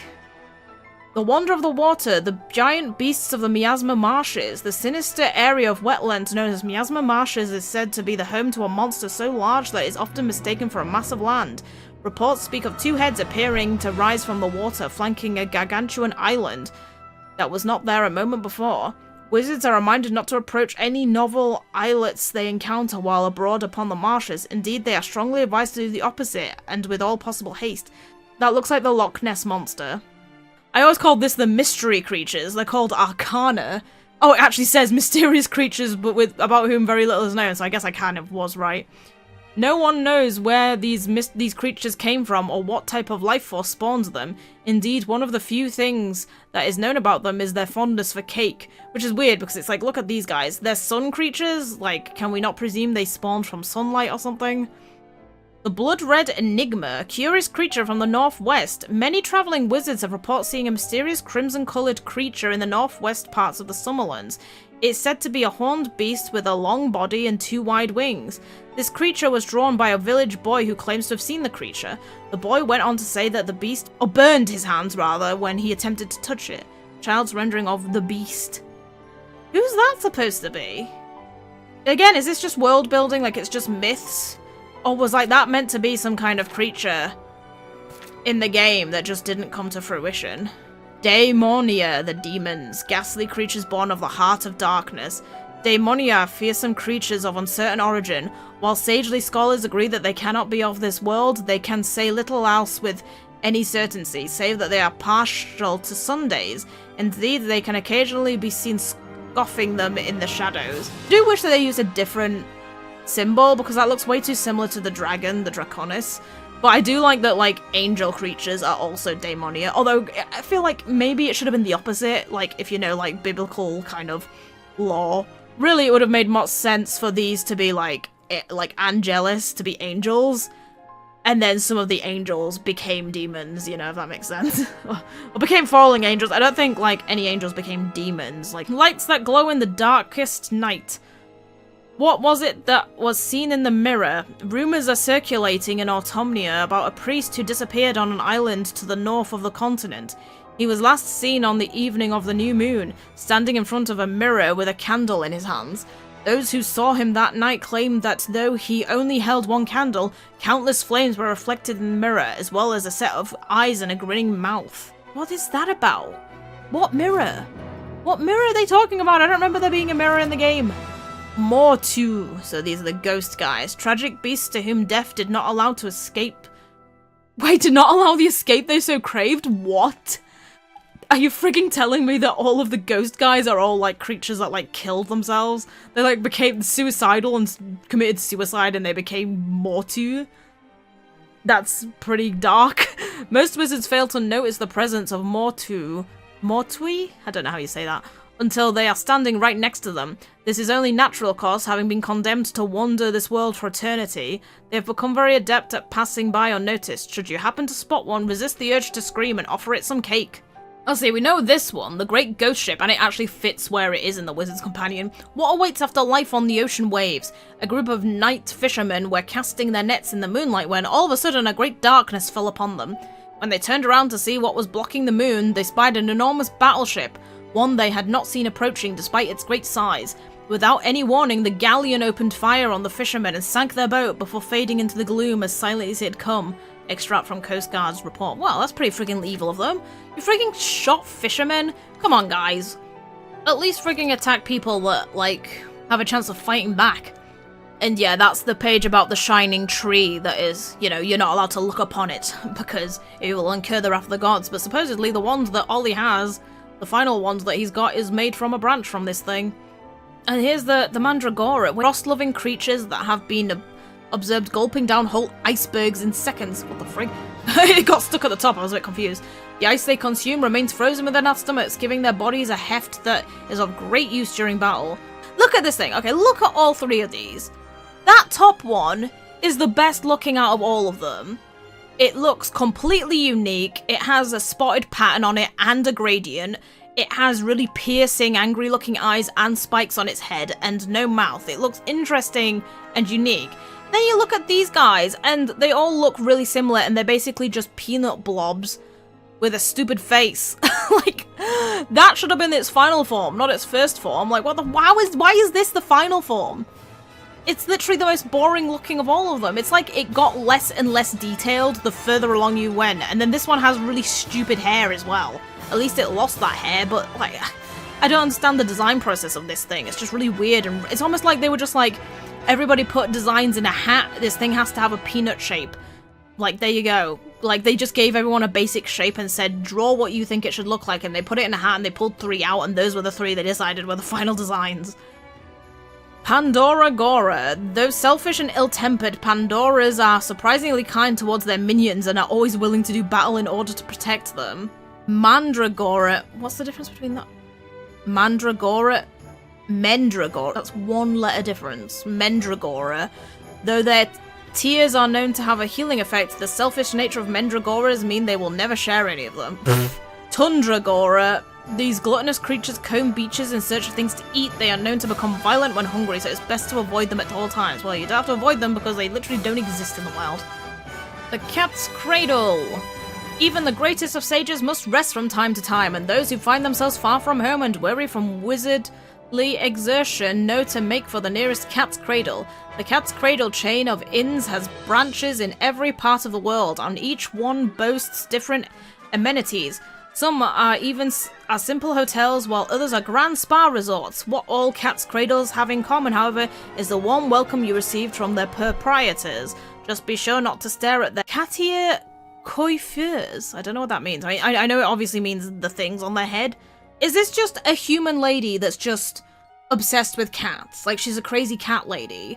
By the looks of them, I thought that they were like, you know, a kind of half and half, kind of half cat, half person, like with the way they talked. But looking at that picture, this may just be a human being that has styled their hair to be like cat ears, which is a little bit weird to be obsessed to that degree when cats are literally, you know, these cats are literally people. They're literally a sentient race. Is it cultural a cat ears cultural appropriation in this world? Strange dreams. Many guests have spoken of the strange dreams they have experienced while sleeping at Cat's Cradle establishments. Though they never seem to remember what transpired therein, curiously, guests only seem to have these dreams when they sleep in a room that contains a piece of art entitled A Sketch of the Dream World. What? There's a very specific painting inside the cat's cradle that makes you have strange dreams. Is that why Ollie had, like, flashbacks to his mother? Because that happened a few times, like, when we were sleeping in Cat's Cradle. I wasn't expecting an explanation for that. And then here's all the 12 Tales of Wonders. Be they comical or tragic, tall tales besides the fire are much akin to magic in the wonder they inspire. I kind of wish I knew what all of this along here said, but, like, I am not even going to even dare to waste any time trying to translate that. But what is this supposed to be? This is clearly telling a tale. That's clearly our Pep. I was gonna say, is this a tale of like how those creatures got banished from? And that looks like Astra. Or Monstar. Probably Monstar, because that was the more important one rather than Astra. The dog, the undead captain guy, and our Pep were loyal to the king of Nazcar. Why is he like being pushed out the clouds? And also there's the Eye of the Storm again. Which still didn't get any real explanation. Like the Eye of the Storm literally just appeared once and then never again. Seems like quite a powerful thing to not use ever again. Regions of the world, something the world of mystery through which to blindly blunder, yet wizards since prehistory have sought to know its wonder. Ding Dong Dell! Oh wow, that's a really nice and complicated drawing of Ding Dong Dell there. Tranquil City of the Cat King. Ding Dong Dell is situated in the middle of the lush rolling hills that extend all the way to the deep dark wood, which part of the Summerlands enjoys constant warm weather, making a city a recommended destination for any visiting wizard. Ding Dong Dell is home to a sizable population of cat-like people known as Grimalkin, and the city is famous for the harmonious atmosphere in which humans and Grimalkin coexist. Indeed, a cat king has sat on the Ding Dong Dell throne since time immemorable. The mild climate means that the pace of life in Ding Dong Dell is slower than some big cities. This makes it the perfect destination for the weary traveller who's looking to recover from a lengthy journey. Oh, this is essential information which I did not use at all. City Ding Dong Dell, climate relatively warm all year round, local delicacies bumbler honey. Oh wait, does that actually, like, it literally tells you, like, where you can buy those ingredients, like, because you probably can't buy it anywhere else. You get bumbler honey from the item shop in Ding Dong Dell. Oh, that's interesting. Character, warm-hearted but indecisive. Festival, the Catnip Championships, the Tuggo Tail Tourney. I wish that had been something as well, because you heard that a couple of times, and obviously nothing happens. Local sports, Tuggo Tail. It's kind of boring to mention that twice. And there he is, King Tom! More like a realistic cat there. Recent developments in Ding Dong Dell. Oh my god! That looks like a fierce fight. I like the realistic-looking depictions of them there, to be honest. There are unsavory elements in even the most peaceful of societies, and in Ding Dong Dell, trouble comes in the form of mice. Wow, this friggin' book is racist as well. The city's battle against mice has raged for centuries, though in recent times the Grimalkin have been able to assert their superiority. There are rumors, however, that a new clan of mischievous mice are lurking somewhere in the city, waiting for the right moment to take revenge. These poor frigging mice! I know, like, I'm pretty sure these are, like, the bad guys in, like, the next game as well, but I feel bad for them. Literally, everyone treats them like they're whole bad, and they just, Ding Dong Dell is known for producing some of the world's finest fabrics. Stick garb, I'm guessing that's just like an item that you can only buy. Aww, they look adorable. Local customs, nose touching. The Grimalkin greet each other in a rather curious manner. When two Grimalkin meet, they push their faces close together until their noses touch. This is a sign of intimacy, and Grimalkin place a high value on physical contact between friends. Be aware that it is considered very bad form to flinch when touching noses. to try to remain composed even if the whiskers tickle. So I just suddenly do it to you and you're just like, ah! And they'll be like, wow, rude. A popular meeting place. Royal Square, a large open square located close to the royal palace. It is notable for the large statue in its midst depicting King Tom I, and for the wide range of shops and other amenities that surround it. Very much the heart of the city, there is always something of interest taking place in the Royal Square. I really love these, like, descriptive things. You're gonna get them for all of them, these cool descriptions for, like, every city. I kind of wish that I'd read them, like, the moment that I'd set foot. A desert oasis that grows more prosperous by the day. There is no more impressive sight than that of the gleaming towers of Al Mamoon rising out of the endless desert. Within its walls, bountiful bambana trees and 2 creamy milk fountains await the weary traveler. First-time visitors to Al Mamoon are struck by 2 things: the city's general magnificence and its residents' commitment to equality. Indeed, Al Mamoon is one of the only states in the world that has been ruled over a long succession of female sovereigns. That is so prosperous can be no coincidence. I like how it's like, we're dedicated to equality by only having female rulers. Essential information. The cow leafer of Al Mamoon. City Al Mamoon, climate hot and arid, local delicacies, bambanas and creamy milk. Resilient possibly due to the heat. Festivals, the bambana harvest, local sports, the Oasis Relay. At least you guys have a different sport compared to your festivals. History of Al Mamoon. Al Mamoon was just a small desert oasis when a visiting sage decided to erect 2 milk... What the frick? Literally the milk fountains made the place. He was literally just like, this desert is great and all, but what it needs is milk fountains. That makes perfect sense for this place. An area now occupied by the city's central square, the creamy milk provided by the fountains allowed for the selective cultivation of plants and the eventual development of the bambana, a fruit now recognized as one of the 3 great foods of the world. Al Mamoon therefore owes its current prosperity to the generosity of one sage and the hard work of countless bambana farmers. Recommended delicacies made using local bambanas. These delicacy desserts can only be sampled within the walls of Al Mamoon. Bambana split and chocolate bambana. Local customs, traditional music. The inhabitants of Al Mamoon are renowned for their love of music and dancing, and locals may well invite you to sing a song with them. Be sure to accept, as it is the best way to get to know the people and of this unique city-state. I mean, it's kind of hard to sing a song if you don't know what the song is. Popular meeting place, the Fountains of Milk. Al Mamoon's central square plays host to the legendary milk fountains that are the source of the city's prosperity. The milk that flows, therefore, is extremely creamy and absolutely delicious. Not just a refreshing drink to its own right, but also the key ingredient in many tasty dishes. There's a drawing of it, which is pretty cool. That's kind of funny because, like, there was a place in the place I live, there was a fountain in, like, the central town bit, and, like, anytime you ever needed to meet, it was always meet at the fountain. Everybody knew exactly what fountain you were talking about. And unfortunately, they got rid of the fountain. So it's like, nah, I don't know what kids nowadays say meet at. They can't say meet at the place where the fountain used to be, because it's been so many years that there's probably a lot of kids now that don't even know the fountains were even there. Kind of is very, very sad. Castaway Cove, village of the maritime merchants and fearless fishermen. Castaway Cove is part of the Mamooni Empire and is known as the hub of the world's bambana trade. It is also home to fishermen who use unique vessels known as flying boats. I like how I never knew that until now. I must have seen them in the game, but never knew that's what they were. First-time visitors often find the hustle and bustle somewhat intimidating. Say nothing of the dress code, but most end up not wanting to leave. Oh yeah, the friggin' annoying dress code of you have to be in swimwear. Central information, climate hot and humid but with a pleasant sea breeze. Local delicacies, dumb flounders and glown shrimps. Local character, rough and ready but kind-hearted. Local sports, flying boat racing. Oh, that's cool. Street merchants and their wares. The street peddlers of Castaway Coves are world-renowned. Their stores are good places to find both unexpected treasures and utter tat.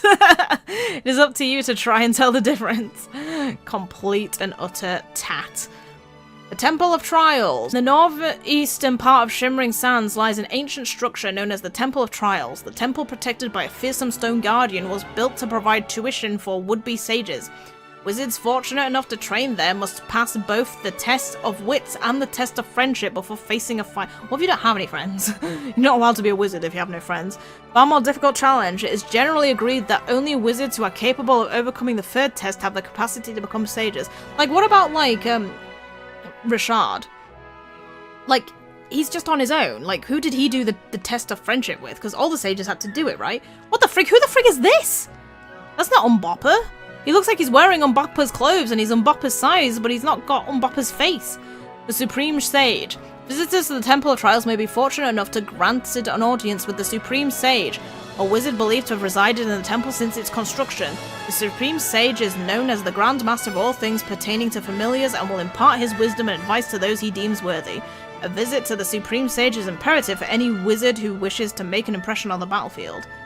Did they just decide to change Umboppa's design and they didn't bother changing his drawing? Because it's weird that Solomon looks exactly the same, but this guy is like exactly like Umboppa, just not with his face. That's what? Shipwreck Shore. Bordering on eerie stretch of water known as the ship's graveyard, countless vessels have met their end off the shipwreck shore. Against all reason, foolhardy sailors continue to flock there in search of sunken treasure, their ships invariably meeting the same fate as their predecessors. Cruel cycle indeed. Though some survivors have reported seeing a strange light just before their ships were dragged beneath the waves, no one has ever been able to discover the source, and sages agree that searching for it would be a regrettable waste of a wizard's time and life. Okay, so I'm guessing that's implying that the Eye of the Storm is what is wrecking these ships. Because it is around here that, like, we ended up getting caught by the Eye of the Storm and ending up on the fairy island. The Vault of Tears, formerly the capital of a wealthy desert kingdom, this ruined city is now referred to the Vault of Tears. It is said that a woman's sobs can be heard coming from the vault every night, but no human has ever been inside. It is possible that both these rumors and the name by which the ruins are known were inspired by the statue of the weeping woman that can be seen in one of the city's temples. Okay, so was this that, like, that was literally the ex-kingdom of those guys? Is that what it's saying? Because I thought he left. And also, if that's the ex-kingdom, it seems weird that the people there, like, built all these structures of, like, the crying princess and put them everywhere. Stone culture, the origins of the stone culture. Most traveling wizards will already be familiar with the waystones that lie scattered around the kingdoms of the world. Waystones are great treasures bequeathed to us by the ancients, and they are capable of recording our thoughts and memories as well as restoring body and mind. Indeed, they are an invaluable part of any wizard's journey. The dawning of the Age of Sages was marked by the widespread use of stones in magic, to the extent that it's sometimes called the Sagely Stone Age. The wizards of the period worked to uncover the mysteries of stones and used stone statues and tablets to store knowledge. Such was the importance of stones that special spells were developed in order to make their transportation easier, and truly wondrous stone-based civilizations emerged. Early stone tablets called memory stones could store thoughts and memories, while later more advanced designs were able to move and talk of their own volition. These stones, some of which exist to this day, are unrivaled in their magical knowledge, but they are also deeply susceptible to flattery and will gladly share their wisdom with any wizard who knows how to ask.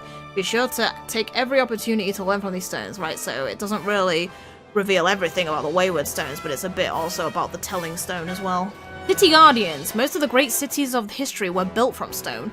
Not only did this provide them with sturdy walls, it has also conferred magical protection upon them. Indeed, there are many cities, towers, caves, and other locations that benefit from such protection. These locations are said to be guarded by living stones. Is this like the column thing that we fight in those bounties? Living stones continue to guard buildings long after humans have stopped using them, meaning that the world is full of melancholy living stones, stoically guarding long-abandoned cities. Yep, I think that's what that is. Hamelin. Wow, this is also a very complicated drawing of Hamelin. Seat of scientific and magical learning. Hamelin is the largest city in Autumnia and the capital of what is often called the Pig Iron Empire. It is a population destination for less magically minded, as its modern facilities make it an easy place for non-wizards to live. The city is continuously being improved, with the latest developments being a system of tracks that allows whole buildings to move around via the power of steam. The main complaint voiced by visitors to Hamelin is that all the industry and machinery produces a thick smog that sits heavily in the lungs. Yeah, they're literally just, it's friggin' London. They're just friggin' polluting and suffocating themselves. Climate breezy and chilly, being situated on a high plateau. Local delicacies, black truffles. Character inquisitive and energetic, but rather cold and indifferent at first. Festivals, the royal procession, and local sports, competitive truffling. What is that like to find the truffles, I'm guessing? And there's the Emperor. That's Swain's father, Swain and Markazan's father. Common march of progress. The citizens of Hamelin are united both by their inquisitive natures and their desire to support and protect their empire. As a result, large-scale magi-scientific military projects are quite normal. Such projects are always kept top secret, of course, but rumors suggest that Hamlin's latest development, the Porco Grosso tank, is several leagues ahead of any weapon in other nations' respective arsenals. Was that like the prototype? Oh no, right, no, that's showing how the buildings move. Right, that's the tracks and then the buildings are right, okay. I thought that was a Porco Grosso then. I was like, what the frig? How is that? How did it become that? Black truffle, extremely rare variety of edible fungus, has a wonderful aroma and is said to be served to the emperor as an accompaniment to every meal. Wow, that's a lot of truffles. Hamlin at its best, the royal procession. The procession is a traditional event that sees the emperor make his way through the streets of Hamlin. It is also an opportunity for the empire to show off its very latest technological advances. Symbol of Hamlin, the pig. Oh good, I'm glad this gets an explanation. Surprisingly as it may seem to those who visited modern-day Hamlin, the city was once known for large-scale pig rearing. Oh, is that why? Indeed, pigs could be credited for Hamlin's present prosperity, having been responsible for rooting out the black truffles which account for the emperor's wealth. Interestingly, Hamlin pig is now a term of abuse applied to those who fixate upon work to the detriment of their appearance. Scant reward for all the pig's labor. Even here, pig is a insult. Yeah, pigs actually have been used to find truffles in real life. But I think nowadays they tend to use dogs because sometimes the pigs would find the truffles and then eat them. Because of course they would, they eat anything. And there's cute little Yule. Tiny tundra town of ice and snow. Yule is located in the southern part of the largest of the Winter Isles, though it is often unspeakably cold. The town is also known as the best place from which to view the aurora. Visitors to Yule often remark upon its thick wall, which is designed to keep out both monsters and the worst of the cold. But permanently cold and snowy, local delicacies, ice stew, local character, cold at first but very warm-hearted festivals, the Snowman Gala, that sounds fun. Glittering Grotto, the legend in Yule is that a curious cave lets you take a glimpse into the past. Its complex layout makes it a popular destination for wizards in training, but they are often left disorientated by eerie voices that can be heard from within. Yeah, that's very weird. It doesn't mention the Tomty at all in this one. That seems a bit insulting that Yule wouldn't mention, you know, their brand of, like, race of creatures that aren't human. The Fairy Grounds, a fairy village deep within the forest. The Fairy Ground is a curious village hidden deep within the forest at the center of Tahiti. It is home to all manner of fairies who light up the dark forest with their constant laughter and grilled cheese snacks. What the frig? I never heard anything about them making grilled cheese. I'm jealous. Also, why are the fairies there just potatoes? Why do they not look like fairies as we know them? Hot but cool in the shade of the trees. Fairy rabbit. I thought that said rabbit then. I was like, what the frig? They eat rabbits! Cheerful and big-hearted, the festivals are the Tidy Titters Comedy Festival. Oh my god. That tree looks frigging scary as is. Never mind like that. Look at them all. They're all balls. They're not, like, fairy-like at all. It's like they're all the baby forms. The Cavity Club. A legendary venue where all the great fairy comedians cut their teeth? What? Comedians have, I'm guessing that's a phrase, comedians have 3 performances a day to show the audience what they're capable of and hopefully get some laughs in return. The Cavity Club audience are famously a tough crowd, and fairies know that if they can make it there, they can make it anywhere. I mean, yeah, like, if everyone's supposed to be funny in this place, then I imagine it's actually very difficult to make people laugh. Hidden Forest Glades, the secret homes of the forest dwellers. Walk around the world's forest for long enough and you may stumble across a glades that's not marked on any map. I mean, it is marked on the Wizard's Companion map, but just in a certain place. Clearings such as these are the domain of the forest dwellers, people who live to protect the woodlands they call home. Shunning towns and cities, forest dwellers spend their days in communion with the natural world.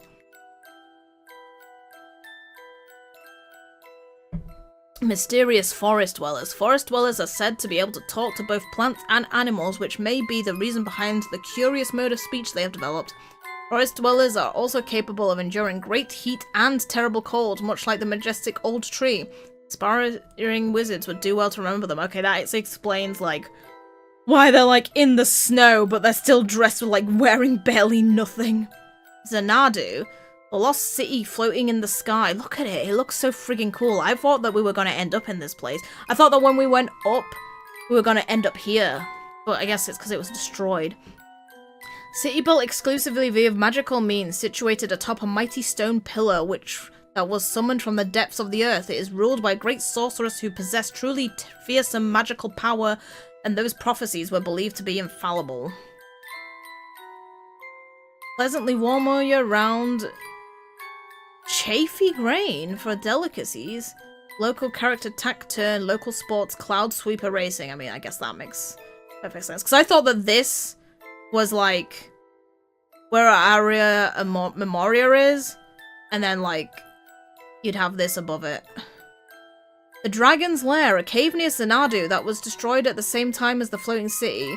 It was once said to be the home of a mighty dragon and was therefore off limits to ordinary travelers. Is that related to like that one tale of wonder about that princess going to see the dragon? There's a sorceress of Xanadu, which is the queen. And that's everything. That's all of the...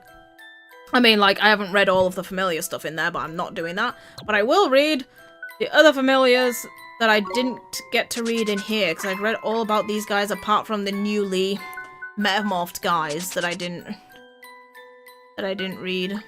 Dinky Dynamo, who travels the world seeking mighty foes to help him hone his sword skills. Oh my god, he's got a massive tongue in there. Hercules, a born fighter who rushes headlong into battle and refuses to give up an inch. This rugged baller never shies away from a fight and will do whatever it takes to win. That's the Hullabaloo, which confuses me because it sounds like the one that it sounds like Hullabaloo. They sound too similar. Aye aye, sir, this creature's eye-catching tufts of yellow fur become a blur when it moves at speed, leaving foes befuddled. Stranglerfish, this cunning creature uses its stripy light to hypnotize prey, but they may soon come to their senses when they see its fangs. Yeah, there's backwards facing fangs. This freedom-loving creature was born in the crystal-clear stream. It is charming to look upon, unless it's angry. I disagree that it's charming to look upon at all. Permanently hungry, it has grown its tail so long it can prise open seashells in record time. Oh, that's what its tail is for. It's pretty creepy looking. Rimray, next to the black on its back, these creatures' striking red head draws the eye, but it is its mighty tail which does the damage. Oh, it actually does have a habitat. See, northwest of Summerlands. I just never went to the place where you can encounter them is all. Captain Whamtastic, an old-fashioned hero who fights for good, does battle with evil and protects the weak. Is he friggin... he's friggin' All Might from My Hero Academia. Electrongo, don't be fooled by its cuddly appearance. Its powerful lightning strike can crisp a throw in an instant. It is pretty freaking cuddly looking. Nightingale, its eyes burn with a fiery passion, and the sight of its heroic helm gives strength and courage to its allies. I can definitely see that. I agree with that assessment. Having chosen a life of chivalry and honor, this creature will risk all for what it believes is right. I mean, look at it. He looks so freaking cool. Bushido Bantam. This creature follows the ways of the warrior, striving carelessly for self-improvement. Yeah, you are literally just... Oh, like, I like that the feathers on the helm, like, they're not solid. They're literally still feathers that flex around when he moves. That's pretty cool. Hooting Star. Its curious body markings look like a giant face, a chilling sight when glimpsed in through the gloom.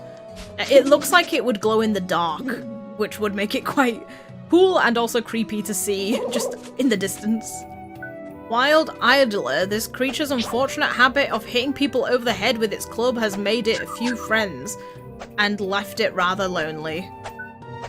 All-Seeing Idler. It's gained enlightenment after much meditation and can now boost its strength for shorter bursts. Evil Idler. Well-versed in dark arts of deception and skullduggery. What the frig does that mean? Skullduggery? That sounds strange. This creature cannot be trusted. It cannot. Dinky. Born with a house filled with happy memories, he always brings good fortunes to homes he visits. Oh, that's pretty cute. Master Key. He's full of strange and startling facts about keys and dreams of having a world-beating collection. But are you telling me this guy can talk? None of them could talk before. This one speaks to you? Donkey. He likes to lock up with his precious items, though he always forgets which key is for which lock. I'm surprised that a creature obsessed with keys would, like, forget anything about keys, about which keys do what. Clinkety Clank Mark II. After tinkering with its own circuitry, this robot has managed to upgrade itself. It made itself. It's Johnny number 5. Clinkety Clank LX. It contains vast electrical charges that it unleashes to counter enemy attacks. Actually, I probably have seen that one in the wild. Clinkety Clank DX. A heroic heart beats within this creature's metal chest. When evil threatens, it rushes into battle, whirling drill at ready. Buddy Daddy. Prone to provoking passerbys, this creature is actually just profoundly lonely and seeking attention. So like when it rushes at you, it's just like, be my friend, and you're just like, no, die. Big Daddy. This creature is deeply proud of its impervious metallic body. It just needs to make sure it doesn't rust. Yeah, because it's a robot. Grand Daddy. This old fellow has a pensive personality and always weighs up all the options before asking. Nothing about his puffy pipe. Baddie Daddy. Is this guy supposed to be evil? It loves causing mischief for its own sake and revels in the misery of others it causes others. Yep, it literally is a bad guy that likes screwing with you. Limberwood. A floral scent wafts around this placid creature. No one has ever seen it lose its temper. That just sounds like a challenge there. Umberwood. Possessing an air of deep calm, its russet leaves seem to glow with the light of the setting sun. Wildwood. This vengeful creature rages against the damage civilization has done to its home. Oh, this is what happens when the tree gets angry. The frigging Treebeard tree attack in Lord of the Rings, the Two Towers. Overripe Buncher. This fearless and kind-hearted creature may resemble an overripe bambana, but it is anything but soft. Pyromander. This creature boasts horns, an armored carapace, and breath that can melt just about anything. It's a Chinese dragon. This also kind of looks like a Chinese dragon, though, to be fair. Fountainhead. Please tell me what the frig this is. This creature is confident in its speediest swimmer, and the speediest swimmer around. It loves being tickled by ocean currents. It literally doesn't tell you. What's with the frigging circuit board head? Why do you not tell me this? This seems like important information. Also, it drops a Misty Shroud. What the frig is that? I don't recall an item called a Misty Shroud at all. I'm never gonna find out now. Look at the cold. This cuddly creature looks sweet, but it can freeze foes solid if it so chooses. Doko Toko. As bumbling as this creature may seem, it is actually capable of reviving fallen enemies via the power of dance. Hot Pot. Said to bring rain, farmers have long held this pot to be sacred and welcomed it warmly. The frigging cooking pot brings rain? That seems... okay. It just seems a bit random, to be honest. Blessy Messy. It bathes the area around it with a divine light. It is believed to seem to serve the god of the ocean. But it serves the god of the ocean? Okay. Unibopper. A rare blue creature with a dagger-like tusk. Sim claimed to have caught sight of it swimming in lakes. Godson. The heat this creature generates can get a little out of hand if left to its own devices. Beware its iron-melting rays. I mean, it is a sun. What do you expect?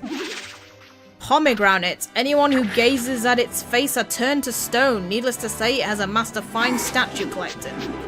Oh, it's like frigging Medusa as well on top of that.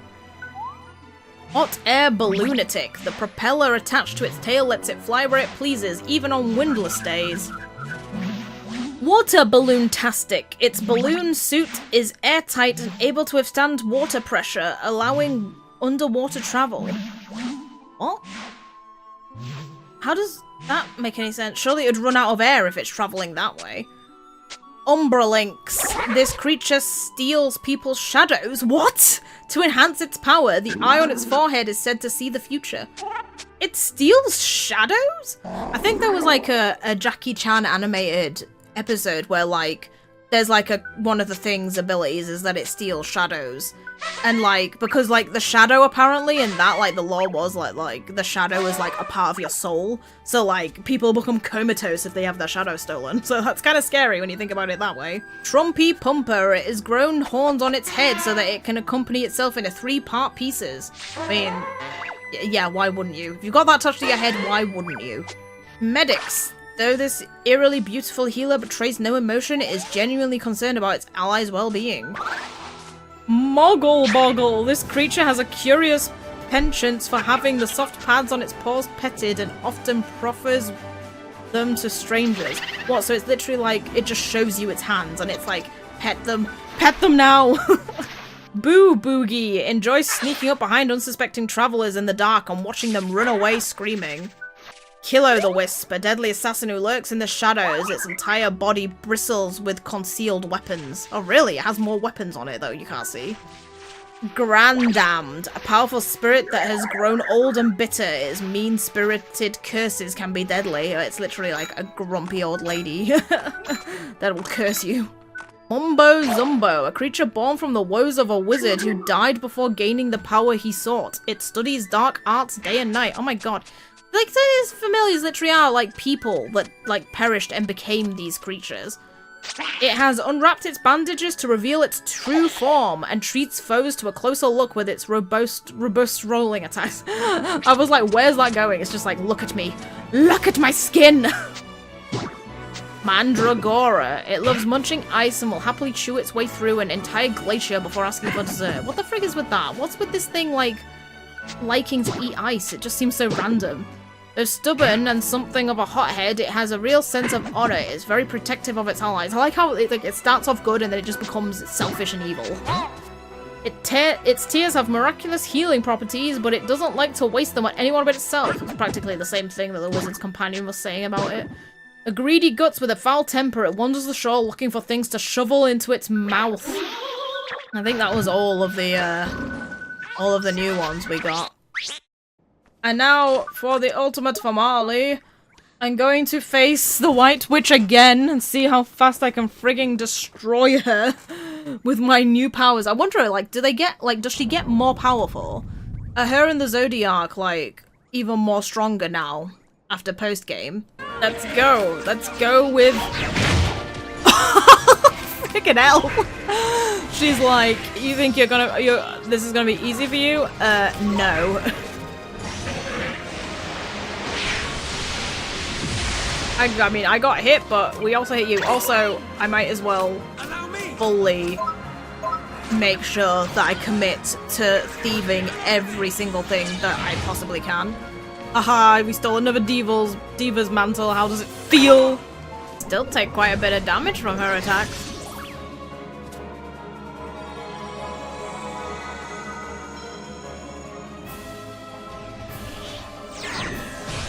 Holy crap! Oh, Sid. Come on, Sid. Fight back. You've got powerful magic. You can do it. Oh my god! What the frick was that?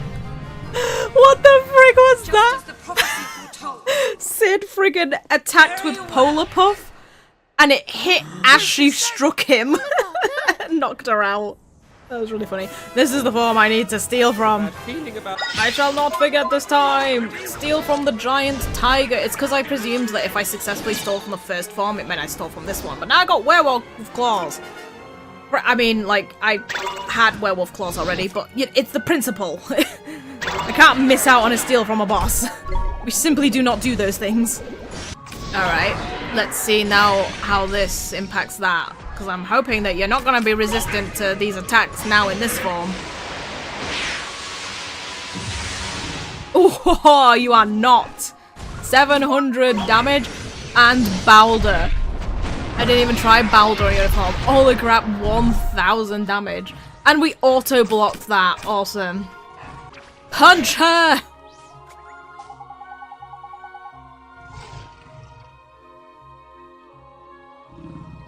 What do you mean by stop her? Like, just...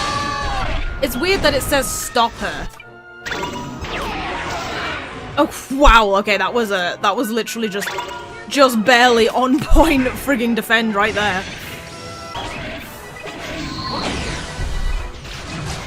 Did I misread that? Or did that say 1 damage? That can't be right. I must have misread that. I swear she used that harrowing horn and it said 1. It must have been something else. As I was saying, must attempt the stealage on everyone. No, you're not carrying anything. Your tiny eyeballs are also not carrying anything, right? Ah, damn it. I was like, oh, is Swain just gonna power through being hit while he's trying to steal? But not quite. Okay, you aren't carrying anything. Okay, now it's time to destroy. It's time to destroy. Destroy all of you.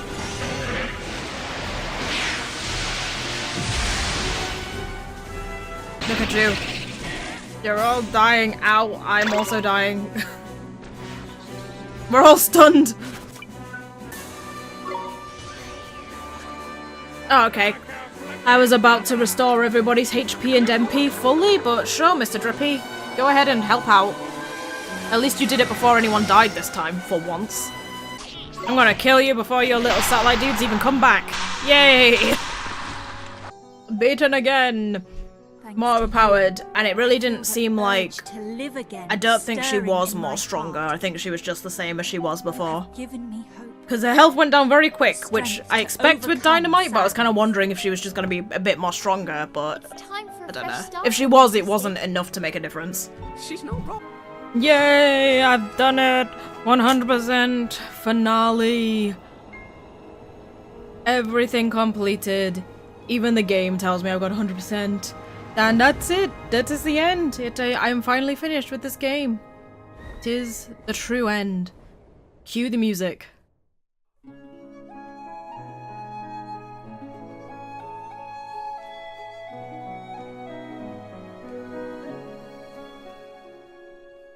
Over hills, green as the springtime, chasing a lonely cloud white as snow. Someday soon, I mean to catch it, hold tight and up into the sky I'll go. I think of what you told me, however sad life seems, that sometimes tears can turn to dreams.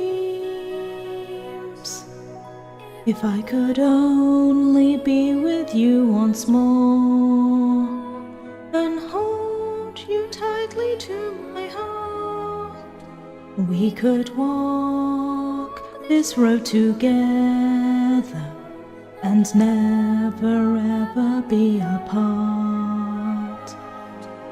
Each and every heart will be healed on a journey through another world.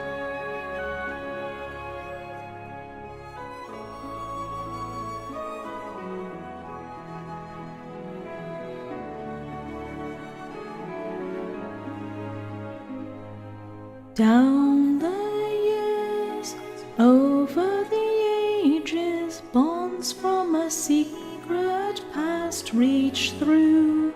Life is grasped, one soul is chosen, once again a child is born anew. Deep in the heart of darkness, where cold despair is found, a call of hope, may it resound. I close my eyes and you are here. Your smiling face shines down on me. I am alone, but never lonely. You're by my side, and I can clearly see that though the road into tomorrow is long, my mind is clear, my heart is strong.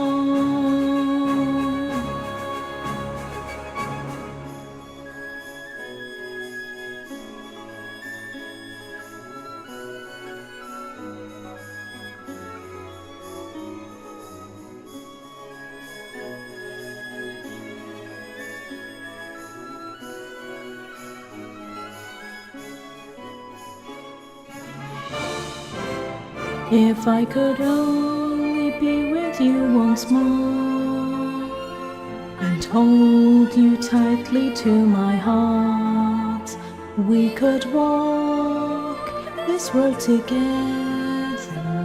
and never ever be apart. Your light will shine on every forest and field, on a journey through another world.